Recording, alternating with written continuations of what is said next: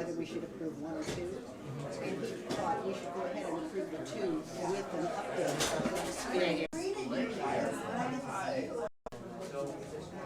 Thank you everyone for coming. So we're going to get started with our first item, which is the flag salute. And we'd like to have the students lead us. So you can stand right there, and when we hear you, we'll all start. Ready? Go. I pledge allegiance Allegiance to the flag of the United States of America and to the republic for which it stands, one nation, under God, indivisible, with liberty and justice for all. Thank you. Great job. Shoot, Pam, I forgot to give you the signal. Are we rolling? Okay. Pam is Jeff today. Okay. So next is the board agenda approval. Does anyone have any changes to the agenda? I just want to announce that we don't need the closed session today, so we won't be having that. And also, I think I'm going to pull the minutes at the consent. I can do that now, or actually we have. Yeah, it's been corrected. Okay, so we don't need to pull, okay, so I don't need to do that. So everyone, do we need a motion to approve the agenda as is? Yeah, that's a good idea. Okay, can I get a motion to approve the agenda as is? I move. Anjali moves. Anyone second? I second. Liang second. All those in favor? Aye. All those opposed? Okay, motion passes 5-0. Okay, we have a presentation to a teacher from the community. We have 5 minutes for this item, and So whoever the presenter. Can I introduce? Yes, please. Okay, I didn't perfect. even know. Yeah. So Dennis, I'm going to have you come up to the podium and face the board. So this is Dennis Whitaker, and he is going to be presenting on behalf of the veterans. I'm sorry. Oh, that's okay. To one of our teachers at Miller Middle School. May I invite our Mayor of Cupertino, Darcy Paul, to join me, as well as Keith Warner, as well as all the veterans that are here from VFW, from American Legion, and Vietnam Veterans of America. Will you all please come up and join us?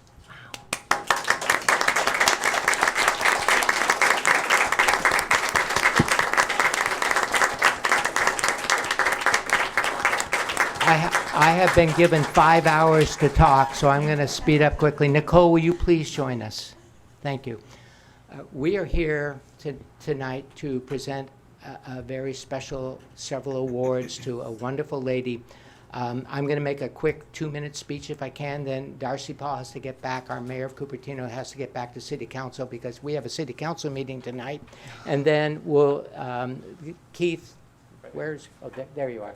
Then Keith can represent the Chamber of Commerce, and we'll get out of here quick.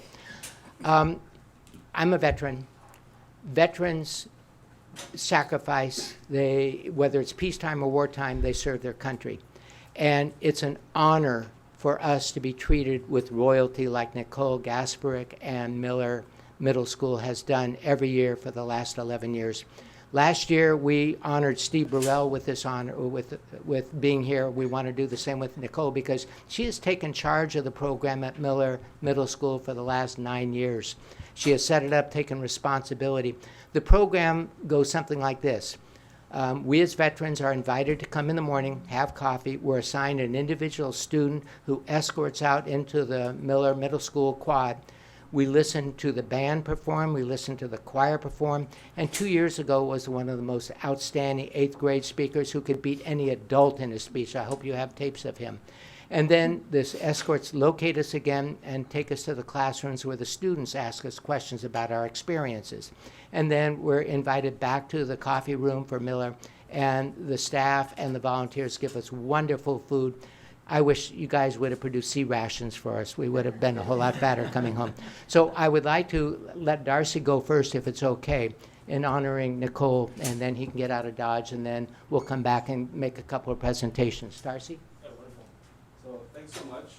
Can you go to the podium? Thank you.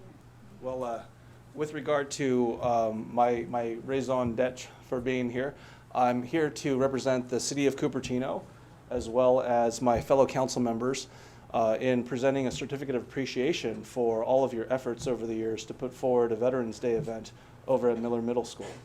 And so I really want to appreciate it. I want to appreciate everything that you do in appreciation for our armed service members. Because of course, everything that we do as a society democratically functioning is ultimately backed up by military strength and the affirmation of the idea that we do everything in our country voluntarily, of our volition, and in order to protect our ideals and freedoms. So thank you very much for helping to protect that foundation. This year I'm giving everyone with a certificate, this handy folder that says Cupertino on it. The certificate of appreciation is here. I don't know if you have anyone here that would like to take a picture of the presentation, but if not, I'll show it to everyone. This is the certificate. And thank you very much for everything that you do once again. Over here. We got, Just remove this. Thank you. Thanks so much, Nicole. I'd next like to introduce Keith Warner. Fortunately, Angeli last year helped us set it up, and Keith is going to take charge for the Cupertino Chamber of Commerce this year. Thank you. Well, Nicole, on behalf of the Chamber Board of Directors and all its members, I just want to say thank you for the work you do on these events and just honoring the veterans, but also how you involve the kids. And I think the communication between the kids and the veterans is just so important for our future generations, that they learn from those veterans. So we thank you and honor you for that. And we have a certificate for you. Thank you so much. It's so, thank you. And then if I can remember everybody's names, we have Sergeant Dave Sanders, who brought me into the Vietnam Veterans of America. Next to him is Michael Mirror, our finance officer, treasurer for the American Legion Post 642, the godfather of our post, Wally Johnson, and the leader of our post, Arturo Thiele Sardina. Hopefully, did I say it right or wrong? I messed it up. Sardina Thiele. I'll get it right sooner or later. And you know, we have one more receipt coming, or one more presentation to come, but we'll come to Amy and her school and give that to because we don't have here. Because this lady is so sweet, here's some C's candy from all the veterans. I don't know which is which, but one of these certificates or proclamations is from the Vietnam Veterans of America, and the other one is extremely important as well, and that's from the United Veterans Council of Santa Clara County. And with that, I'm probably over my 5 minutes, but this lady is so awesome. When we leave her meeting, we all feel so very, very great. And some of us have done things that were a little difficult, and others have done things that were more difficult, but this lady makes us feel so good for what we did, me, 47 years ago. So thank you, Nicole.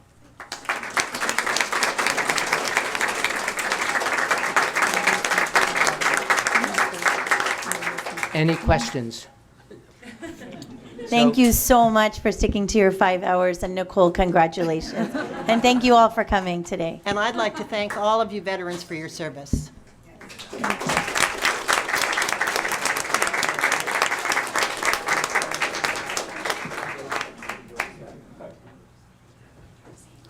Next up, we have something we all look forward to, which is a school presentation. And tonight we have Rignart. So do I have someone? Okay, Tian. Don't worry, I only intend to use 6 hours. Every last hour, right? All right, now I'm using these. Good evening, members of the board and Dr. Baker. I'm Tien Hua, principal of Rignart Elementary. Tonight, it is both a privilege and an honor to present our Rignart Student Council and their teachers. This year, our Student Council has focused their effort on serving others.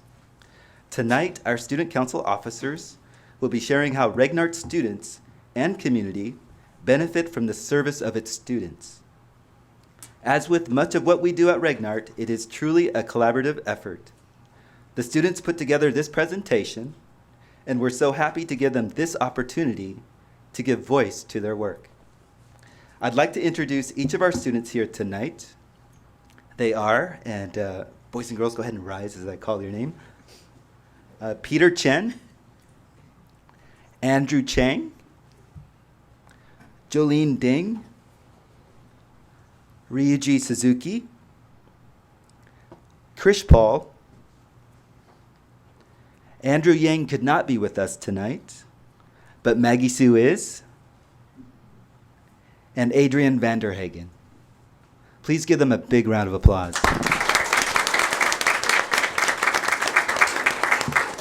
And where would they be without their teachers? Tonight, our teacher advisors are Mary Kavanaugh, V.G. Ravikumar, and Joe Stendel.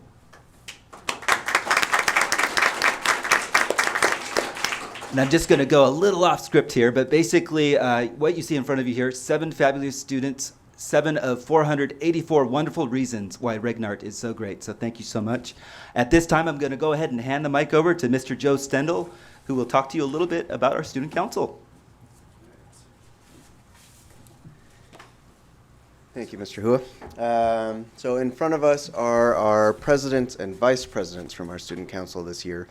We got to do some fun things with student council. We tried to make it a little more realistic since politics are all the rage these days. And we have 4 teams this year, 4 teams of president, vice president, secretary, treasurer, and in light of Twitter, press secretary. And a couple of them are back there, and they are just as big a part of our team as these guys here. And so they've been working hard to show you guys a few things about Regnart, and we wanted to focus specifically on our community at Regnart and how students work together with each other to continue to help us make progress and get better every day and have a good time. So I'm going to go ahead and put it up on the screen and then hand it over to them. Is there a password for the Apple TV? Oh, it's just the number. Excellent.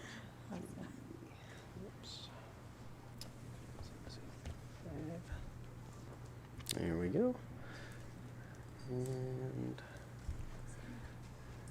that's all you guys. You can move it down. Good job. Hello, my name is Ryuji Suzuki. Students helping students at Regnart by the Regnart Student Council team. Student Council. As a part of Student Council, we feel that we should help and better our community. We have been working hard to accomplish the goals that we set to achieve this year. We wanted to make a difference and help others out. As you know, this past year, our country has gone through several natural disasters, such as hurricanes, earthquakes, floods, and wildfire. We have done certain things to try and help these disasters reduce.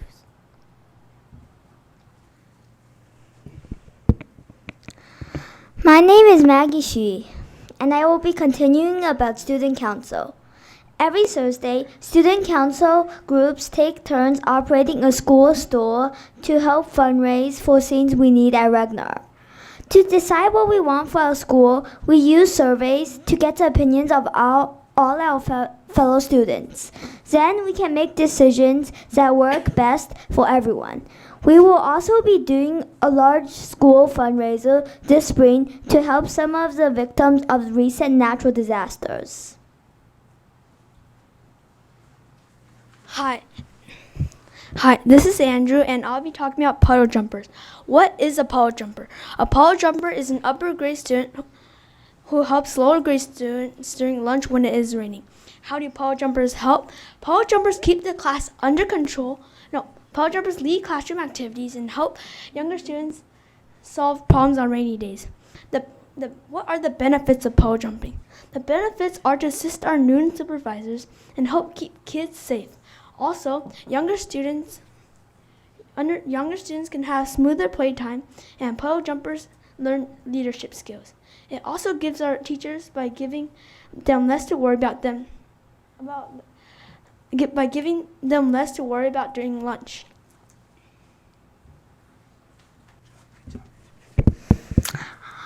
Hi, I'm Peter Chen, and today I'm going to talk about kitchen helpers helping out. In our hot lunch lines, there are a lot of different problems. Having student kitchen and kinder helper really helps. At Regnart, our hot lunch lines are long, and the lunch lady cannot take care of all the mess and packets thrown down around and the screaming piercing her ears. So, some of our students helped out. Hi, I'm Krish, and I'll be continuing kitchen and kinder helpers. Kinder helpers making a difference. Kinder helpers are the older kids helping out the younger kids, such as kindergartners and TKers during lunch. This was established because Regnar wanted a program for upper grade students to show their responsibility and leadership skills for kids who are willing to help out during school.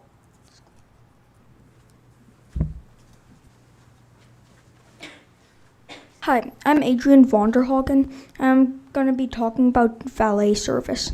In the morning, students who sign up for valet wake up very early to help students in the morning. In valet, students need to be responsible on getting on time so they can help out. Valet volunteers greet children so that they could get a good attitude before school. They also help students out of their car and control traffic to help other kids get to school on time. When valet volunteers are doing valet, they need to be careful because valet is dangerous. Hi, I'm Jolene, and today I'm going to be talking about buddies. So one of the reasons why buddies are such a great program for our school to run is because buddies are good for both primary and upper grade students. For example, working with other people of different ages will help with teamwork skills, as well as helping responsibility skills for the upper grade students. Also, upper grade students can provide guidance to the younger students. Next, upper grade students can bring out the best in their younger buddies. The second reason why buddies are such a great program is because buddies are fun. For example, they can interact with each other, which will then lead to them creating fun environments for each other, and then that will help better our community. Also, playing games and getting to know each other can build stronger relationships. Finally, as they get to know each other, they can have better times together and look forward to meeting each other. Here are some photos that we have of buddies. The one in the top left corner is showing how buddies interact with each other. Then the next photo to the right is a photo from Book Creator, and it is a buddy book, and we got to learn a lot about our buddies. And the last photo is a class and their buddies helping out each other, and they are a special aid class, and I think that it's cool that all of them can interact with each other and still have fun.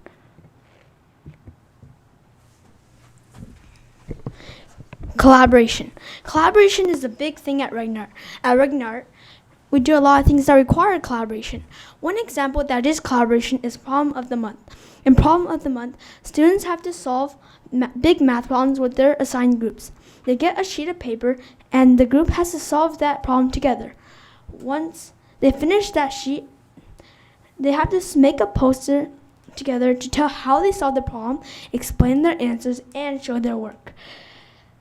In Problem of the Month, it also helps with group working and communication skills. They help each other out and show each other different ways to solve the problem. Another example of collaboration is literature groups. Literature groups helps fluency and participation. It also has discussion to build understanding.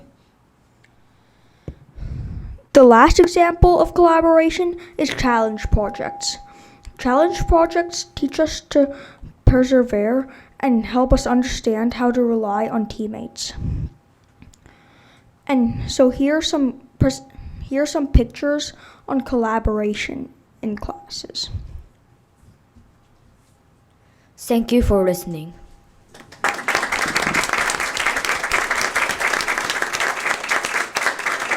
Thank you for the excellent presentation. I even saw our superintendent taking a couple notes, so you know that's a good sign of some great ideas. Thank you.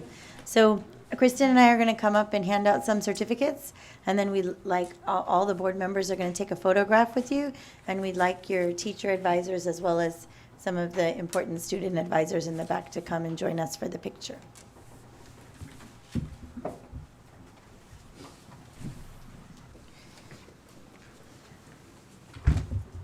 Ryuji?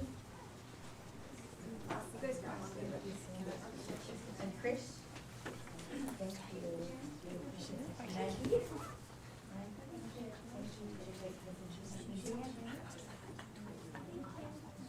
Andrew's not here, right? Yeah, Andrew's not Can I give it to you? Okay, will you guys come up from the back too?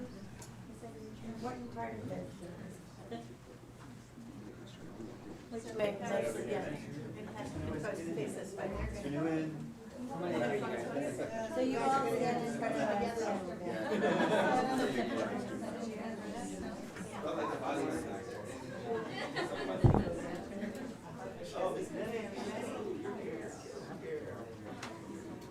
We have a couple more still coming.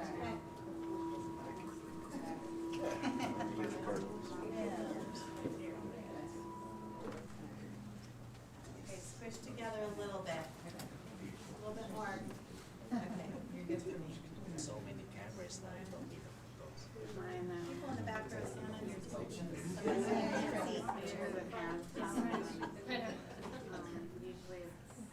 Then you just post it. Thank you, everybody. Great job, you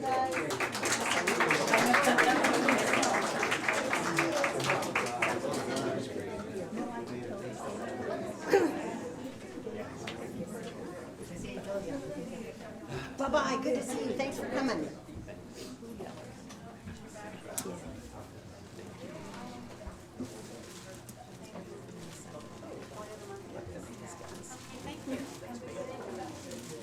Thank you, Pam. Next up, we have the Classified Employee of the Month. And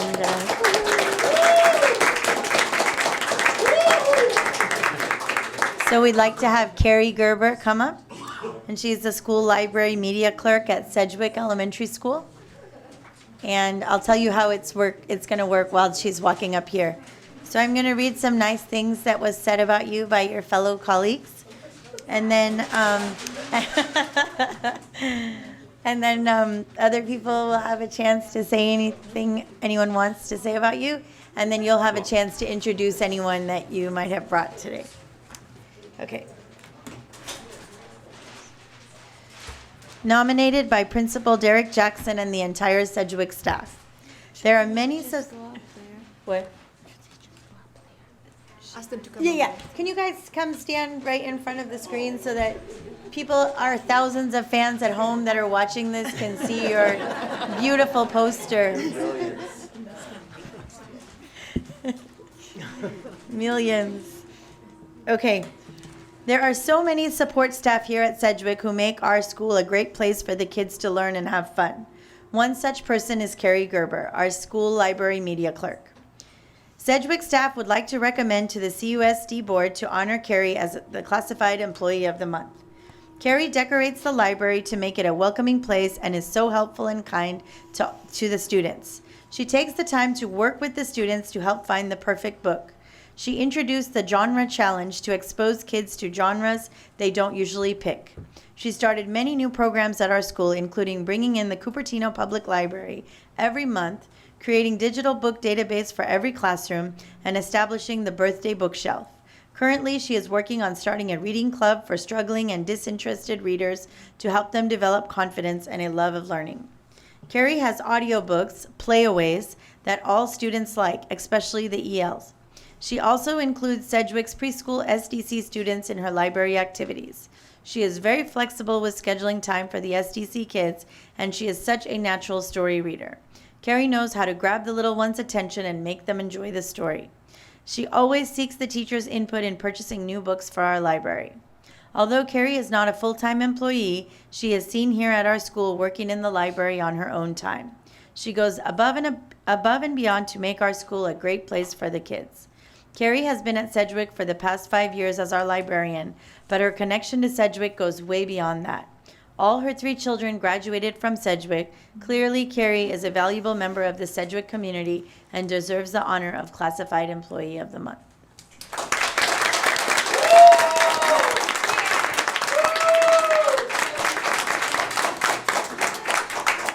Would anybody else like to speak today? Of course. Okay. Oh, boy. 3 hours only.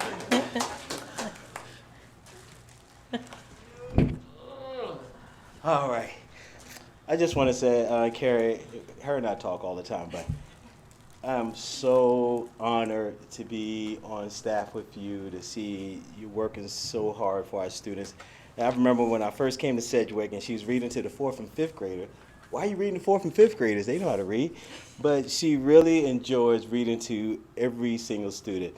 And there's when you just read it, there's a mistake. It says she's planning on starting the program. She actually started the program last year, where she went out as people in the community for chairs, a couch, anything that she can bring to the library so kids can meet with her after school or before school so she can teach them how to read.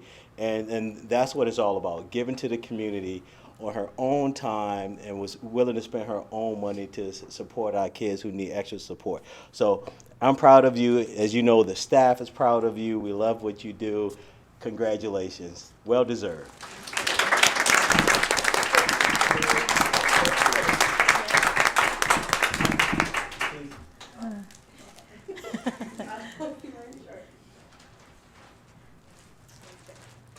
So, as one of the teachers at Sedgwick, I can tell you that library is every kid's favorite day of the week. They all look forward to it. I brought my book, I won't disappoint Mrs. Ramsey. And they are so excited to hear her read, to ask her for advice on different literature. And she's another adult, and a really important adult that they see as a safe person and someone they really connect to, even though they only see her for 45 minutes a week during their time. But they run to library when it's recess and lunch, and it's someone we all really enjoy, and we love her so much. Thank you, Carrie, for all you do.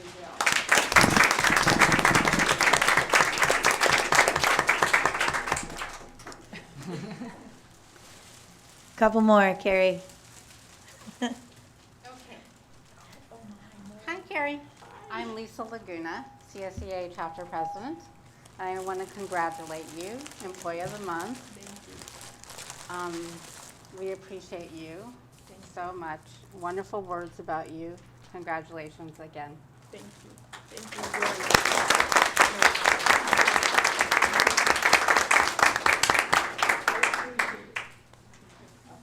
Thank you for all you do. Carrie, is there anyone you want to introduce tonight, or? No, but I just quickly want to say thank you. The staff at Sedgwick is amazing, and as nice as this honor is, it's nothing compared to them saying I'm worth it. They're marvelous. That's all. Thank you.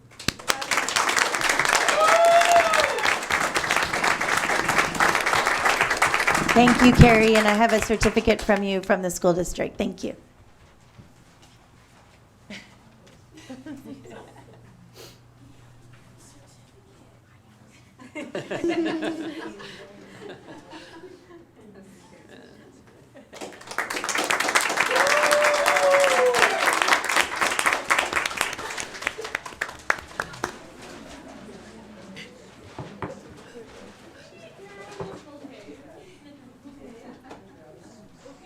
Okay, moving on to communications. Do we have any comments from employee organizations tonight?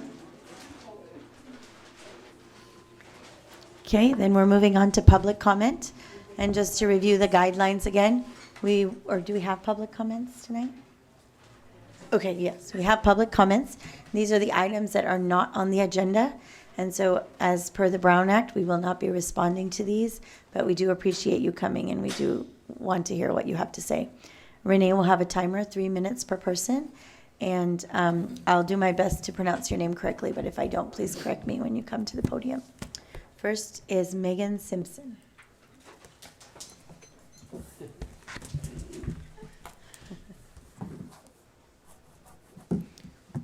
Hi, I'm Megan Simpson. I teach at Stockelmeyer Elementary School. I was here last week, but I spoke on behalf of another colleague, and so today I'm here to share my own words. I have been an elementary school teacher for just 4 years, and I have spent all 4 of them with CUSD. I have been able to remain in this district so far because I'm fortunate enough to have parents in the area that were able to support me in my first 2 years of teaching while I worked to try and build a savings and pay off my student loans. Now that I'm on my own, I live with 2 roommates in San Jose. They will both be moving next school year, and if I can't find people to take their places, I do not know what I will do for housing, as I will not be able to continue to afford the rent. I tutor in the evenings twice a week to pay for gas and my soon-to-be increase in health insurance cost. As soon as this increase begins, I will need to lower the amount that I put into my retirement fund in order to help cover the cost. I know that I'm not the only teacher who is experiencing this. Many teachers that I talk to have second jobs that they work in the evenings or run small businesses out of their homes. I've looked at the salary schedules for Mountain View, Sunnyvale, Santa Clara, and other school districts nearby. If I move to Sunnyvale, I'll see a $5,000 increase in salary. In Santa Clara, I'd see $17,000 more. In Mountain View, I could receive up to $20,000 more a year. Last night, I read the results of the Thought Exchange survey. What really struck me was that the community largely agreed that the excellent teaching staff helps make Cupertino a great school district. However, every year that I have been at Cupertino, I've watched dedicated and highly educated professionals leave the district in search of livable wages elsewhere. I ask the board to consider raising the salary of teachers and staff a priority in order to retain skilled educators. Please show our teachers that they are valued professionals in the district and provide us with the salary we need in order to remain in CUSD. Thank you. Thank you, Megan. Is it just me or is the microphone like making a weird noise? Do you want to do something before we call up the next, if there's anything you can do? Okay. Okay. We don't. Should we give it a try? Yeah. Thank you. Ashley Brackman?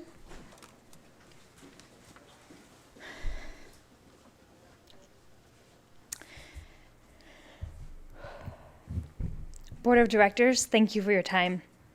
I'm Ashley Brackman, and I'm lucky to teach at Kennedy Middle School. I don't see myself teaching anywhere else, but if I can't realistically support myself and a family in the area, then I have no choice but to leave the district. I was urged to speak to you so that you can understand how the lives of teachers and support staff are impacted by a stagnant wage and an increase in out-of-pocket healthcare costs. But really, that is a request to publicly inform you of how poor we are and how much we are struggling on a daily basis to make ends meet, which I acknowledge is embarrassing. And so I am here on behalf of the people who wish to remain anonymous. When I say poor, it's not necessarily the classic image for many of us. Our family members going hungry, or not having enough gas to get to work, for example. For teachers, it's quite possibly having a second job on top of our 12+ hour workdays, tutoring or teaching lessons on the side, which for some might be a hobby. Sure, but for others, it's a necessity to make ends meet. I'm speaking of the poor. That's not knowing if you can afford rent if it increases, and having to scramble to find another place to live if it does. It's the poor that is having to commute over an hour to have a decent place to live, or living in an area where you wouldn't dare walk alone at night.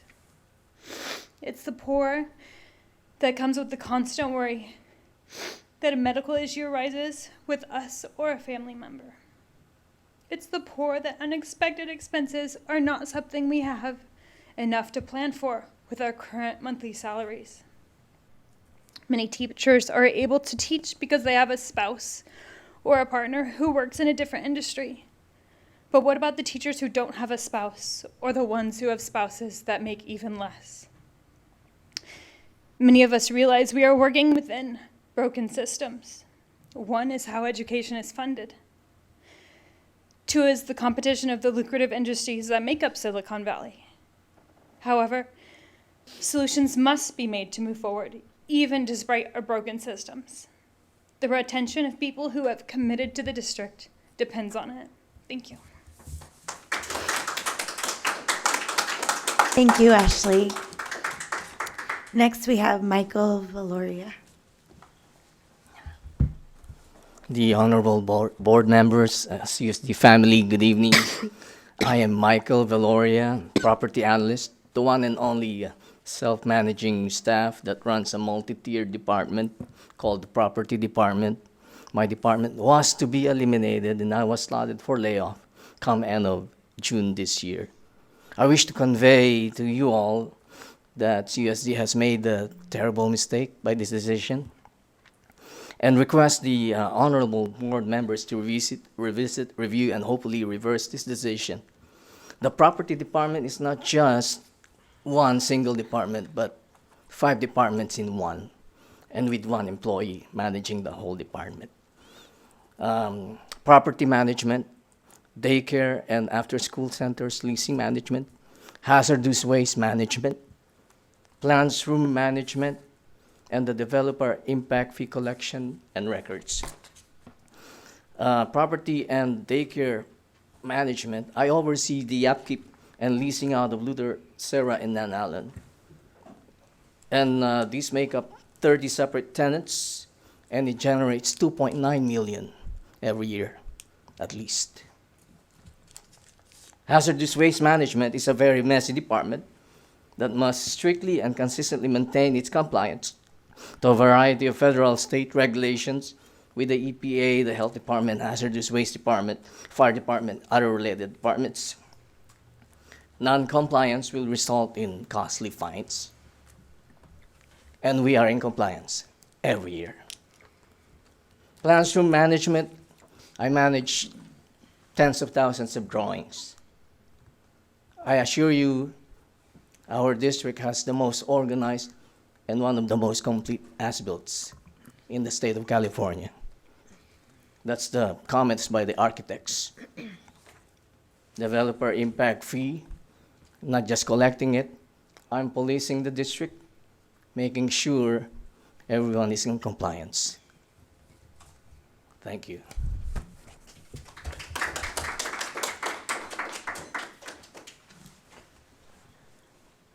Thank you, Michael. Next, we'll move to our consent items. So first, I need a motion for the minutes. I think everyone has a right. Everyone should have a copy on their desk with the typos. There was just some typos in the minutes. Separate motion, not. Oh, we can do it all as, Yeah. okay. Sorry about that. We So have it motion for here the with just consent typos. items. Yeah, motion for the consent items. I move 4.1 through 4.5. Anjali moves. Can I have a second, please? I second. Phyllis, second. All those in favor? Aye. Any opposed? Okay, motion passes 5-0.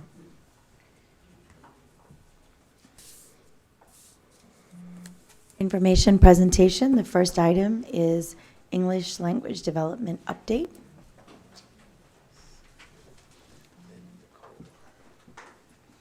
Good evening.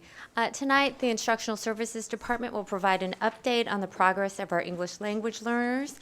I'd like to introduce Nicole Paredes, who is our coordinator of ELD.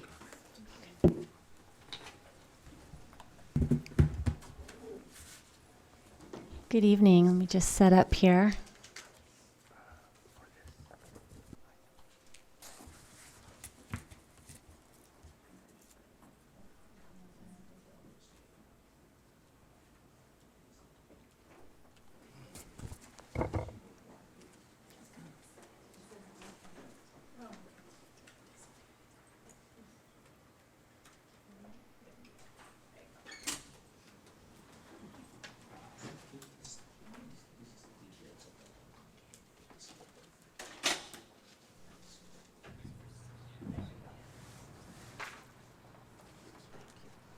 I have a little book here because I'm tall.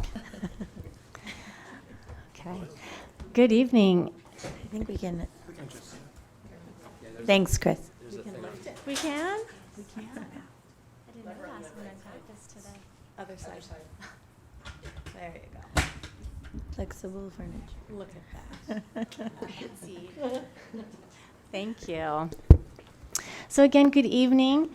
It is my pleasure to have the opportunity to provide an update on the performance and progress of English learners in Cupertino. Currently, approximately 13%, or 2,400 students in Cupertino, are English learners. Our English learners are a very diverse group with 43 different languages spoken. Mandarin, Japanese, Hebrew, and Spanish have the highest percentages represented among those 43 languages. As we consider and monitor progress towards proficiency, it's important to acknowledge and remember that language learning is a process and it takes time. The district goal for English learners is that EL students will make adequate annual progress towards full English proficiency and will reclassify as English proficient after 5 years in district programs. Adequate annual progress is defined as students progressing at least one proficiency level on the CELT test each year. The English Learner Progress Indicator from the California Dashboard Report lets us know how we're doing in that regard. The indicator shows the percent of English learners who made progress toward English proficiency, that is to say, the percent that moved up at least one level. So this data shows us that across several years, 88%, nearly 89% of our students make that progress consistently. I'd also like to add that in 2016-17, approximately 38% of English learners in Cupertino made two or more progress of 2 or more proficiency levels on CELT, therefore exceeding the expected annual progress. As we monitor progress towards proficiency, we want to make sure that students are making progress through the levels. And so this data shows us the various levels on the CELT test and the percentage of students each year that are within those performance levels. So this is 2016-17 CELT data that is a 4-year comparison, and it shows a consistent trend in the percent of students in each performance level. Overall performance on CELT is one of the criteria for reclassification. Students must be at the early advanced or advanced level overall in CELT to be considered for reclassification.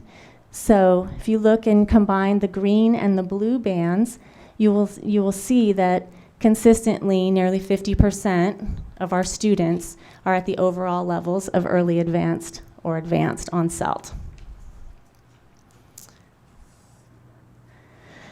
Our reclassification rates are another indicator of our progress, and I have great news to share regarding reclassification rates in Cupertino. Compared to county and state reclassification rates, Cupertino's English learners reclassify at very high rates, nearly double of English learners across the county and the state. And so to date, we've done 2 rounds of reclassification, one in November and one in February, and we will do another round in the spring when we have new data.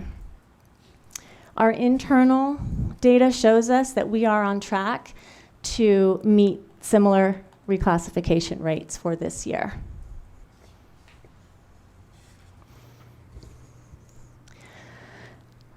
Continuing with the expectation that students make progress over time, reclassification is the process of changing an English learner's program status from English learner to reclassified fluent English proficient, often referred to as RFEP.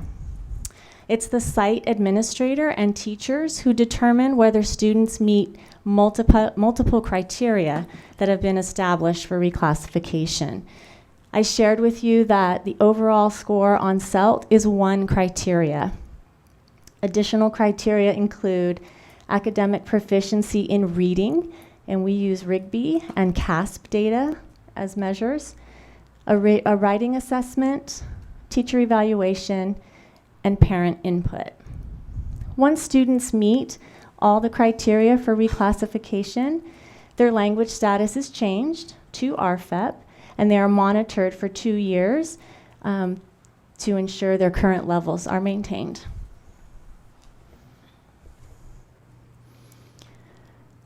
Part of our monitoring process is looking at state assessments. This is a snapshot of the performance of English learners, students who are RFEP and students who are English only, on the ELA CASP test from last spring. And what we see here is that once students are reclassified, they perform on par or higher than students who are English only, and that this is consistent over time.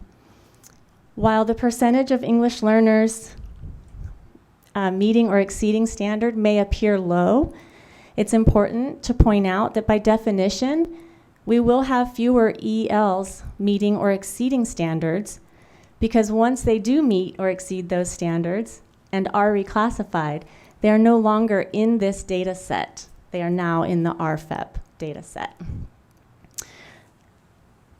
So an important question for us to examine then is, why would we have students who meet or exceed standards on CASP but who are not reclassified? And it could be for a variety of reasons, that they haven't met one or more of the criteria that is required for reclassification. So perhaps they did not meet the CELT criteria, or teacher assessments showed that they weren't quite ready. So they would still be considered English learners. 28% represents 209 students of the 749 English learners in grades 3 through 8 English learners who took the CASP test. So when we think about 209 students across 25 schools, that means we should be able to know them by name, target their individual needs, and monitor their progress so that we do ensure that they move towards proficiency and reclassification. We are always working to close the gap, and we believe that all kids can be successful. And our reclassification data is evidence of our commitment to ensuring high levels of achievement for all students. We have the same data snapshot for math. And while performance on CASP in math is not a criteria for reclassification, it's very important that we look at student progress and performance in this area as well to monitor progress. What this data shows us is that 54%, which represents 405 English learners, met or exceeded standards in math. And that students who are RFEP, you'll see, perform on par or higher than their peers who are English only, and they continue to do so over time. The services and supports for English learners are outlined here. Designated ELD is a protected time during the school day in which teachers use the California ELD standards as the focal standards to develop critical language that English learners need for content learning. All elementary teachers have been trained in designated ELD and in the use of systematic ELD as the program that they use.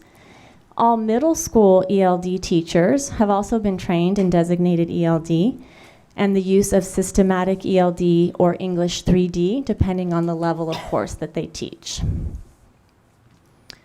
Integrated ELD is instruction in which teachers with English learners in their classrooms use the standards in tandem with focal standards from the Common Core ELA literacy standards and standards in the other content areas. All elementary teachers and all middle school ELD teachers have received professional development on integrated ELD, and we continue to support implementation through coaching. We will continue to provide professional development on integrated ELD, focusing on strategies to use across content areas for middle school teachers. This year, for example, ELD professional development was provided at the Learning Days. And critical to providing effective supports is the use of data to inform instruction. District, sites, and teachers have access to student data for analysis and action planning so that they can, in fact, target instruction and meet students' needs. So we will have a new data point moving forward. I've shared with you this evening CELT data and CASP data from 2016-17. And for this year, the state has transitioned from CELT to LPAC, which stands for English Language Performance Assessments for California. It's a mouthful.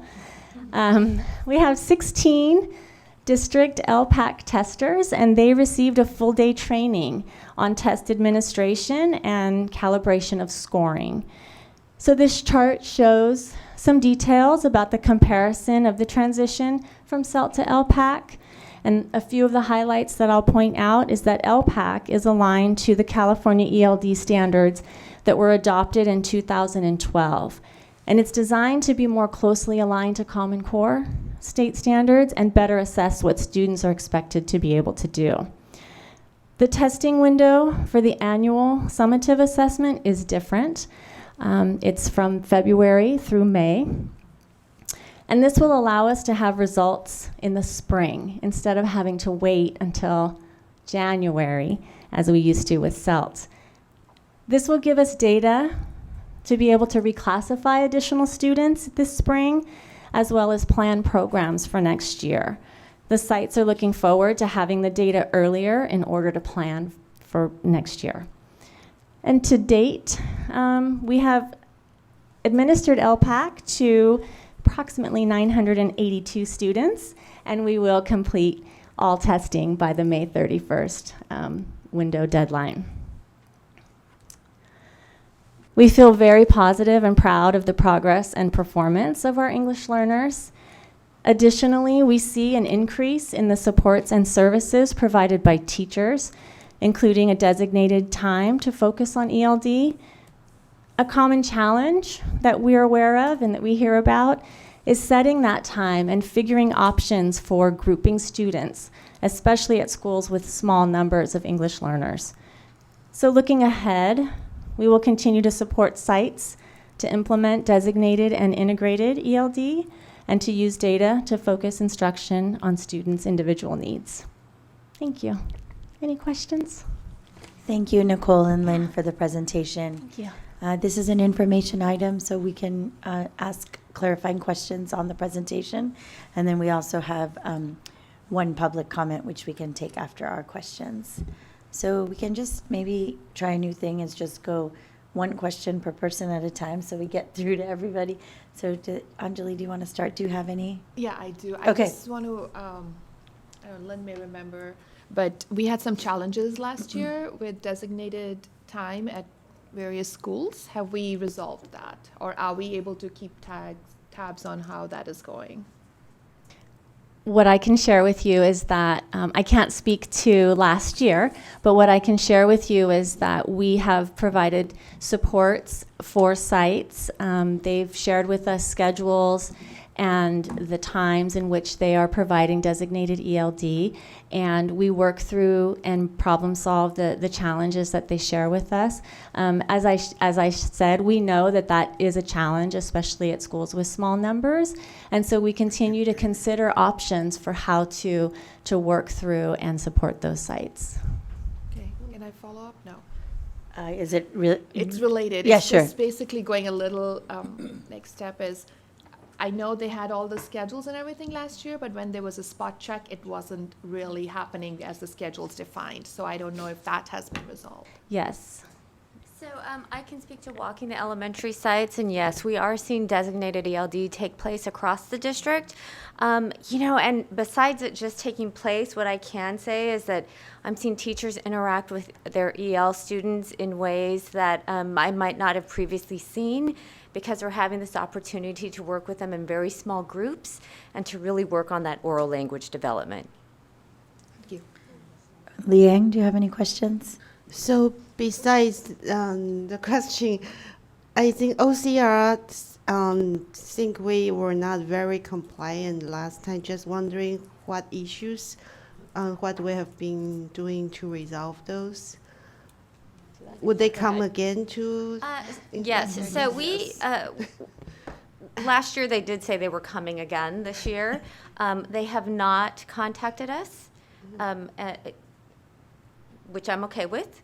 But regardless of whether or not they were coming, we really had goals for implementation and better ways to support our students. So with or without that follow-up visit, which they may still come this year, we definitely are seeing our English language learners' needs met in much different ways than probably in the past. Thank you. Very encouraging data. Thank you for all the, and also data for the past years for comparison. Thank you. Phyllis? Yeah, I think we can be very proud of our ELs and for the job our teachers are doing. I'm a little lost in the CEL to LPAC switch. So is the LPAC going to be the test, and is it also going to be used for placement when students when they register and they indicate a second language? Is the LPAC? So Yes. talk a little bit about that, Okay, please. yes. I was trying to be brief on that slide, but I'm happy to. LPAC replaces CELT. CELT does not align to current standards and practice, and the LPAC does. One difference is that there are two different tests for the initials, so students who come to the district and have never had a language test, and their home language determines that they do. So there's an LPAC initial that happens upon enrollment, and then there's the LPAC summative, which is the annual, and that happens between February and May. So CELT will no longer exist after this year, and we have moved full force into LPAC. And we will use those results for placement, reclassification, and all that goes along with that. Great, thank you. You're welcome. So I do have a follow-up question regarding LPAC. So this our ELD curriculum change based on this accordingly, or the curriculum is still the same? So the curriculum was ahead of LPAC. The curriculum is aligned to the most current standards, and now LPAC is. So they are already aligned. Thank you. Yeah. Okay, anyone else on any more clarifying questions? Well, One more. on one of the chart that says reclassification rates, Yes. I'm a little not sure what is the number on each bar and what's the number on Okay, the side. I'm sorry. So that is the percentage of English learners each year who reclassify and become RFEP. So that's to show. Oh, it corresponds. Yes, to the it side. corresponds. Okay. Yeah, so 32, 25, and 31% for Cupertino. Great. So the chart before that, anyone has a question? This one? No. This one. Yeah, Uh-huh. that one. So the advanced and the early advanced would get reclassified, but maybe like 25% gets reclassified. 31% that Yeah, year. about. Hmm. So we are seeing like 40, 50% in the early advanced, and 30% Yes. overall get So reclassified, so they won't be EL anymore. right. So so the 50%, this is really intended to show the placement in each of the levels and to help with the understanding of the overall CELT criteria as one of the criteria for reclassification. So while nearly 50% of the students score in early advanced, that means they meet that criteria, but there are multiple criteria that they still need to meet, and it could be that their writing assessment perhaps, or teacher evaluation on classroom assessment showed that the students need a little more time and support, or it could be the CASP results. It could be any of those things. But it's fantastic that we have consistently 50% of our students in early advanced or advanced. So so for example, in case of one student, he or she might start with the red zone in 1 year. The next year, they might advance to the orange zone. Yes. And then yellow, so we can So what the But goal... then somehow the percentage stays similar. It's interesting. Right, because So we have- they reclassify out and new groups come New group in. comes in. And they can place in a variety of ways. But we do know that they are making that progress through the levels. And as I shared, nearly 38% are going 2 or more levels each year on CELT, which is really great.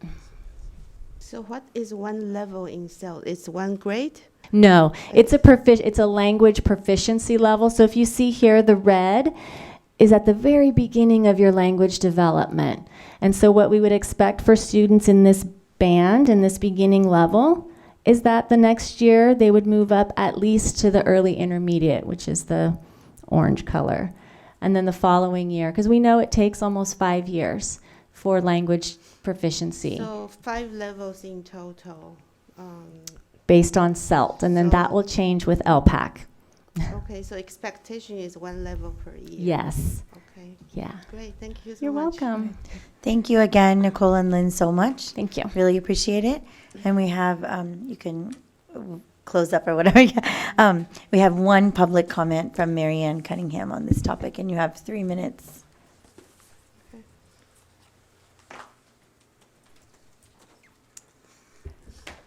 Hi, so I'm Marianne Cunningham. I know you've seen me a lot this year. In 17 years, though, I've never done this before. This is the most ever.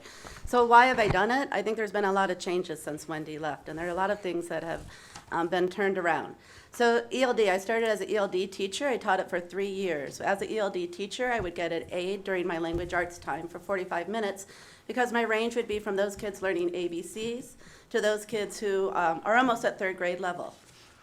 Now I'm a regular 3rd grade teacher, but in my classroom, I can have kids at level 1 who are coming in to learn ABCs, to kids who are reading probably about at the middle school level. So my range has doubled or even tripled. I don't get help during the language arts time. If you see the paper I handed out, and also I gave an example of what is a beginning kit for ELD.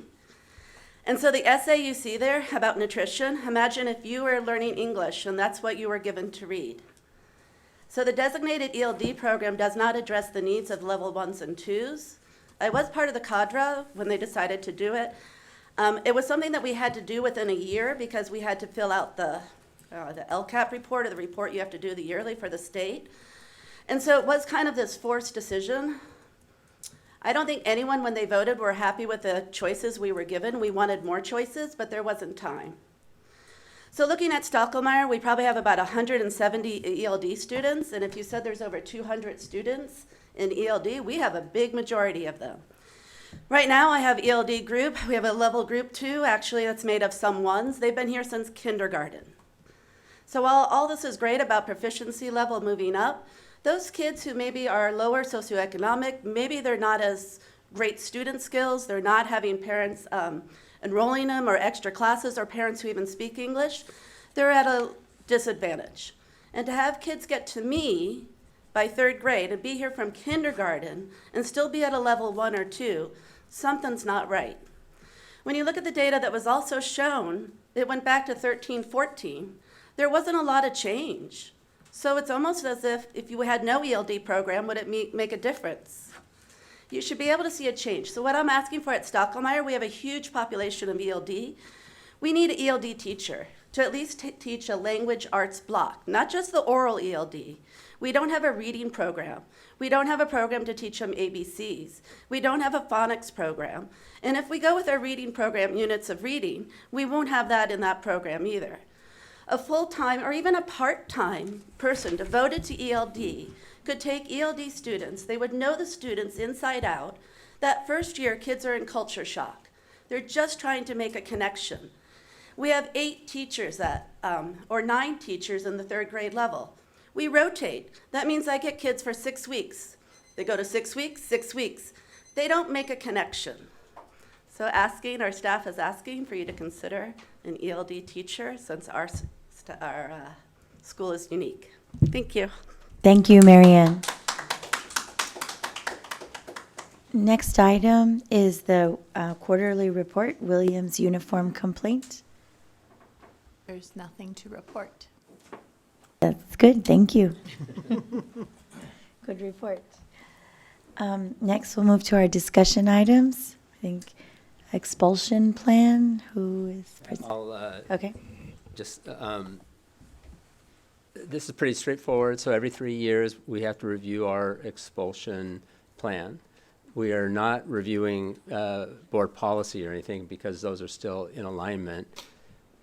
In doing it this year, we looked at various expulsion plans of other districts in the area and pulled from those to edit the one that we have to adjust it. So what was presented for you to review, we're treating it sort of like a board policy read, a first read, even though it's not really a board policy, it's the plan. But you'll notice that there are just a few areas that were changed, especially looking at adding areas of intervention, which is a requirement for us to do. And so with that, it's really just an open question and answer period if you had any questions about this one or comment. And then I will take notes. Okay, so we open it up to discussion on the expulsion plan. Anyone want to say anything? Phyllis?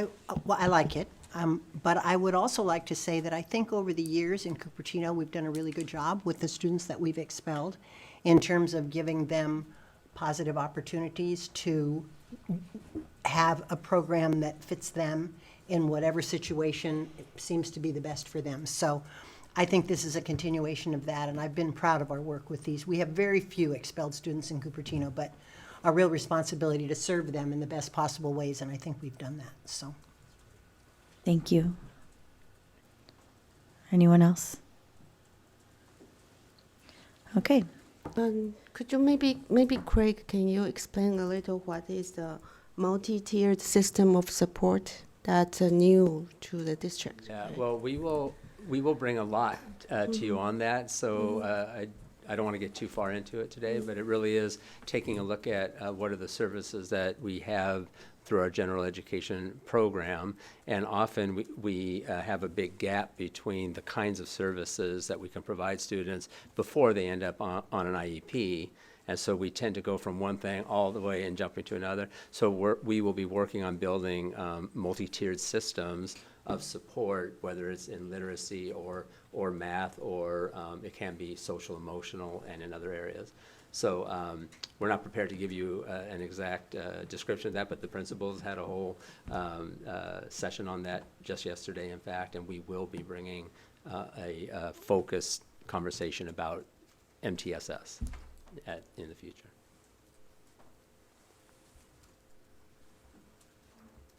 Okay, so we're going to move on to the discussion action items. And did you want to say anything else about expulsion? We bring this back. I think we will eventually need you to take action on this plan, but shall you bring as action probably the best way to go. Yeah. So just, sorry. Clean copy without the... Yeah, exactly. Yeah. We'll take that off. Yeah. Or we'll give you both. I usually like to leave the red so you see it and put the clean one. Yeah. Just for the voting purposes. Yeah. Okay, yeah, thank you. So the next one, approval of increase in fee-based regular education transportation fees. And do we have any more public comments tonight on anything? No. Okay, so we can discuss these, and then at any time, anyone can make a motion as well. So open for discussion on the approval of the increase in fees. I'm sorry. Do we have a presentation? Sorry. Not a presentation. Yeah. Just, I would like to address a couple of questions that came up at the last meeting. Perfect, provide some thank further you. clarification. So, in regards to the transportation costs, I've updated the slide here, and you have that in your packet. It came at the inquiry of a question that was raised last time in terms of the amount of the increase. So, we went back, and staff went back, and we looked at our numbers, and we had to readjust our number. What we had projected as the regular ed transportation costs included, well, I'll say it this way. We break out the cost for our transportation program, whether it be special ed related or not special ed related. So we essentially have like 3 buckets. We have an account that we keep track of all the special ed costs. We have another account that keeps track of all the regular ed costs. And we have one last account that accounts for all of the administration, the overhead costs for transportation.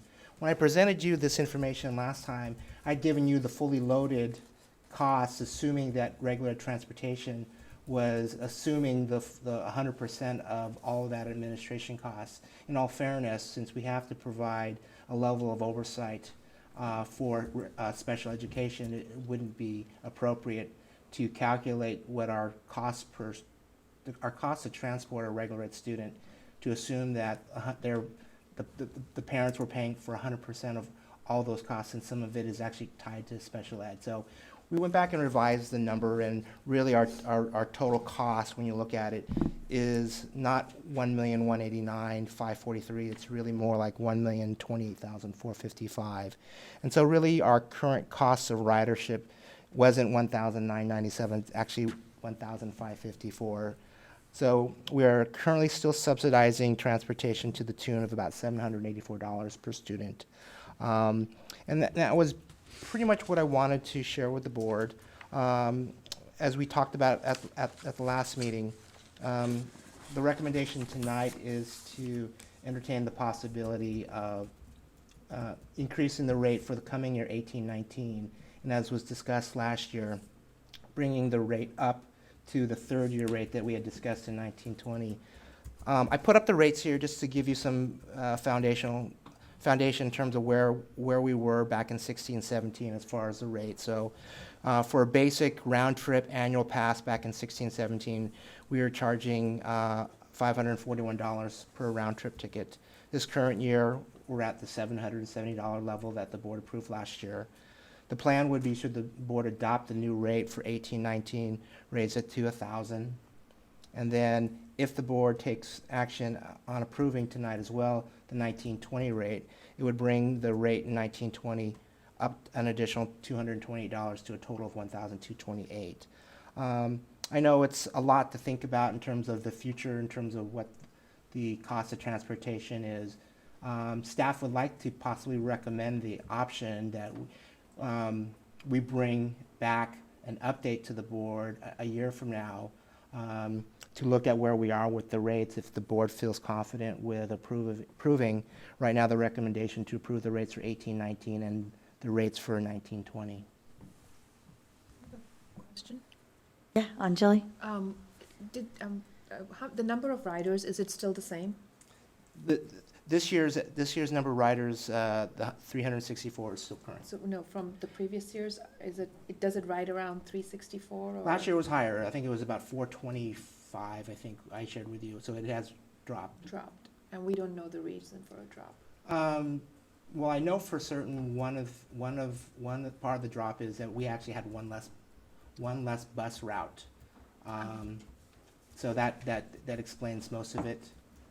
So it was due to not because it wasn't because the cost went up. It was more because we couldn't provide the route. No, I mean pretty much all the ridership remained about the same as I shared within that last time.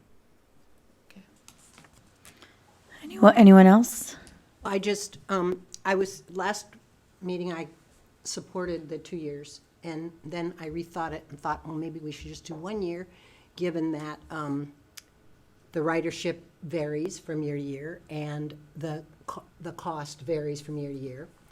But I think if the plan is to come back to us in the spring of next year with an update on what's happening, and for us to have the opportunity at that time to change it if we need to, I'm comfortable with that. That's exactly what the plan we're hoping you would consider tonight. Right. Yeah. So I move? So I move. Oh, She has a I'm sorry. question. Okay. Question. So last time when we looked at the chart, there were some areas with proposed bus routes. Would we be looking at those before next year that comes back, or what's the plan?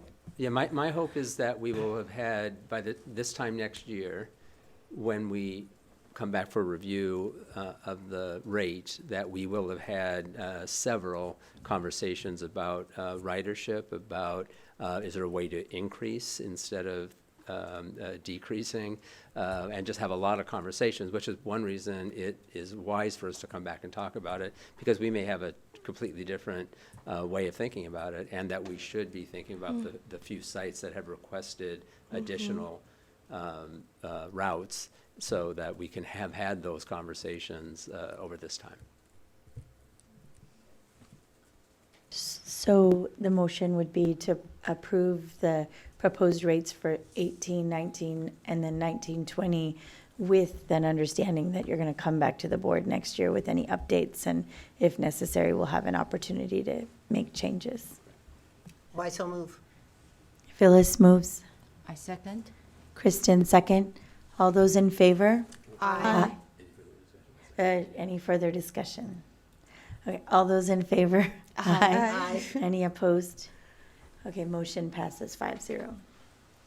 I got the eye nod that there was no further discussion, but I should have asked. So, okay. Next item is the vehicle master lease agreement with Enterprise Fleet Management. And Tag team this one as well, yeah. Do you want to just dive in, or? Well, I think you're going to maybe. Yeah, well, start us I off with- did just want to say that, first of all, thank you to Chris for doing the additional work on this. And I know there were some questions raised, and I think you're going to go. I would be happy to share the questions and share Yeah. the responses, and if that provides some additional clarification for you tonight, I think it would be helpful. Why don't we do that? And that's probably, yeah. Yeah, I mean, attach your board doc. There was a little bit more of a presentation. It digs a little deeper into providing you some more foundation. But maybe if I start off with some of the questions that were raised by some of the board members, that may fill in some of the gaps that we weren't able to share with you last time. So with that, basically, I mean, the questions that come about this, because it's new, is what experiences have we had? Do we do anything similar right now? And my response back was that we do some similar things right now with leases. We do lease to purchase. A lease to purchase is an example of buying a car and making payments, and at the end of the payments, you own the vehicle. We recently acquired a new mower for the grounds department. The board had taken action and approved a 5-year lease to buy the mower, and we're making payments. It creates a situation from a cash flow perspective that we're able to buy the new equipment. Then there's always the traditional purchases in the past that has been the past history or past practice, that when we acquire our vehicles, we would buy them slightly used, and we own them from day one, and we own them until they can't pass a smog test. So with a lease, a straight out lease, we currently do that with copiers, where a traditional lease is we go out there, we don't own the equipment, we rent the equipment, and then after such time, we have options. We have options to get out from underneath the lease, maybe buy the copier for $1 if it's really worth $1, or look at other options. And so really that's the history. So we have been doing something similar, but not in the form of an equity lease. So I wanted to share with you as far as that, as our experience goes. The other questions that come up is, has this been vetted with legal? And like everything else we do, we've run this through DWK, and at their recommendation and with the help of Enterprise Fleet Management, we're able to put some additional language in our agreement that allows us because of an example of non-appropriation. That is one of the major things that we have to make sure that we are able to get out of agreements if for some reason, whether it's local funding or state funding, that due to a non-appropriation condition, that we're able to have the means to get out of an agreement. So DWK has vetted the agreement. Some other questions came up about just the process of how did we choose, or how did we select Enterprise? I've met with Enterprise now going back, I think we started in November 2016. Enterprise has this program, and they are currently servicing some other school districts locally here: Franklin McKinley Elementary School District, Eastside Union High School District. When we looked at this option or plan, we did check around. We checked around with our other local dealers, and even more so, we're a member of a purchasing cooperative, and Enterprise does have a national bid on this cooperative network, and so we are able to piggyback. You've heard the term piggyback. So utilizing a piggyback process means that pricing has been vetted, looking at competitive pricing, competitive options. So we feel that, you know, we vetted the process and we've found what would be the best deal for us that meets all of those procurement requirements. And mainly the piece is, you know, how does it impact us, you know, cost-wise? So the cost, although, you know, it's what was the total cost? I think it was like a 37, almost 39,000 for the 6 vehicles. We certainly can afford it within those budgets.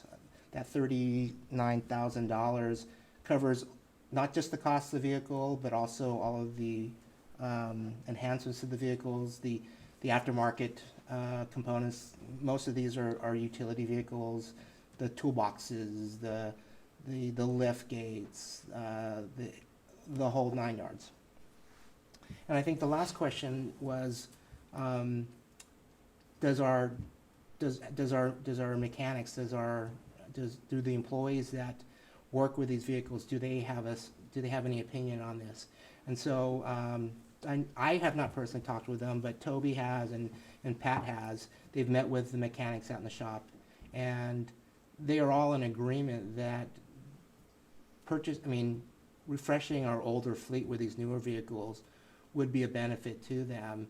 But we all understood too that, you know, if the district was to take advantage of the other option where having an outside provider provide the maintenance and services on the vehicle, that may pose challenges since we do that ourselves. But since we're not proposing that as part of this, our union folks, our people out in the garage, you know, had no objections to doing this. Thank you, Chris, for answering all of the questions. I'll entertain any Yeah. other questions you'd like. Or motion, questions or motion? Good. I'd like to move as presented, and thank you, Chris, for the extra work. Anjali moves. I second. Liang second. Any further discussion? All those in favor? Aye. All those opposed? Motion passes 5-0.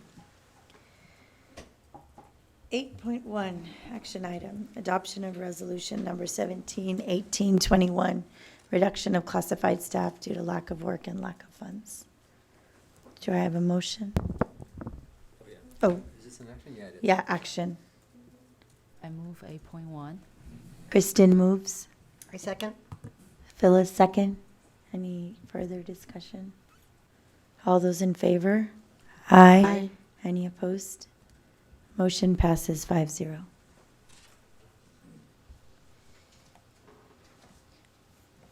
Future agenda items that came up tonight, the ones you've already submitted to us earlier, are in progress. Can I add a potential item? So I hear that the teachers are talking about the housing prices. I think housing price is so high now because all the very rapid office growth around this area. So we have an influx of tech workers that's driving up. Are we allowed to demands. say all that, or just get to the so item? I'm wondering, can we assess the impact fees of this development on the amount of extra pay we have to pay our teachers? So just what is the item that we would be discussing? Housing? Assess or- development impact fees from office development. Got it. And yes, I know there is a state minimum. They only need to pay. Don't have a to say all very- that. Did yeah. you get the item, So, Craig? But I think, yeah. It's not allowed to Okay. discuss We're going to it. be in Okay. violation if we do that. Do you have the item, Yeah, Craig? yeah, assess Okay. impact fee. Development impact Yeah. fee. Development fee. Okay, Our thank you. salary increase that we had to make because of housing crisis. Thank you. And I made a mistake. I'm just getting used to board docs, and if there's nothing in the number, I forgot to talk about it, but I do want to talk about board and superintendent activity number 9. Apologize for missing that one. So anyone have anything? Anjali? Okay, Liang? Phyllis? Yes. About 2 weeks ago, Craig had a meeting with folks that were interested in learning more about boards of education, and I attended that meeting with him. And there were about, I would say 10 people there, maybe 12, were there 12? And a few of them were current district employees, and some community members, some parents. Several of them said, when they introduced themselves, that they were not interested in running for the board, but they just came to get information about how boards function, how the board functions. And others of them were non-committal. But the meeting went really well. I thought Craig had a brief introduction, kind of a little bit about what boards do. And then we just spent the rest of the hour with Q&A. And they had good questions, and I thought it was positive. So it was a good thing. We're going to do it again on May 1st. Thank you, Phyllis. Kristen? No, I'm good. Okay. I actually have 4. I'm going to do them really quick, or 3. The first one is I went to the Project Cornerstone breakfast. Leslie was there, and some of our principals were there from our schools, and parents and teachers and students. And it was a beautiful event, and the speaker was really good. It was about a book called Power of Moments, and I think Leslie has some extra copies. Did you bring home some extra copies of the book? Okay. I have 2 to loan out for people that are interested. Okay, and it's a best-selling book. Is it Dan Chack that's the author? Dan and Chip Heath. Dan and Chip Heath. They've written several best-selling books, but what I wanted to point out about tonight is the power of moments is about creating moments and that matter. And I think even tonight in the recognitions in the beginning, we created a lot of moments that matter for a lot of students, teacher, classified, and the teacher from Miller. So we did it. And the second one is I'm going with Kristen to the Poly Luncheon this weekend, and they're going to be Not a poly. Sorry. And they're focusing on mental health for students, and Liang is also going. and with Liang them. as well is Yeah. going. Sorry. Okay. So I'm looking forward to that. And then the last thing, you've all been invited to the AXA Award celebration, which is the Administrators Association. And we have 2 of our administrators, Leslie and Stacy, that are being recognized at that event in May. So I will be there, and we're super proud of you. So that's it. Nothing to add, that's Okay. great. Okay. So we are 7:28, and we're adjourning this meeting. Thank you.